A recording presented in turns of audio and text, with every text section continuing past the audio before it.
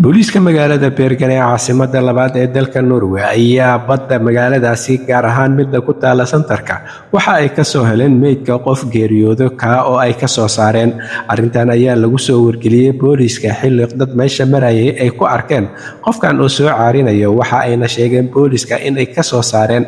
Booliiska ayaa sheegay in dhacdadan ay la xiriirinayaan nin 50 jir ah oo laga baadigoobayay magaalada Bergen oo markii ugu wardambeysay ereydaas lagu waayay, waxaana loo maleynayaa in uu ninkaasi yahay, inkastoo aan weli la xaqiijin cidda uu yahay iyo qofka uu yahay. Ha yeeshee waxa ay sheegeen in cidda laga soo saaray meydkeeda badda ay tahay nin, waxaana hore loo baadigoobayay oo ay baafintiisu socotay nin 50 jir ah oo ay eheladiisu sheegeen in ay dhowr maalmood ka hor ugu wardambeysay ayna ku laayihiin ereyada santarka magaalada Bergen ee caasimadda labaad ee dalka Norway. Taliyaha howlgallada booliiska Steinar Husvik ayaa isagu sheegay in ay baadigoobkooda ku jireen. Ha yeeshee waxa uu intaa ku daray in ninkan laga soo saaray badda isaga oo meyd ah, iyadoo aan la ogeyn in dhacdadani ay tahay mid ku talagala oo uu faldambiyeed ka dambeeyo iyo in uu qofkani isaga dhacay badda oo uu sidaa ku nafwaayay. Ha yeeshee booliiska ayaa sheegay in ay baaritaan la xiriira arrintaasi wadaan, sidoo kalena waxa ay intaa ku dareen in la ogeysiiyey ehelada qofkii maqnaa oo ay sheegeen booliiska in loogu yeeray si ay u arkaan una xaqiijiyaan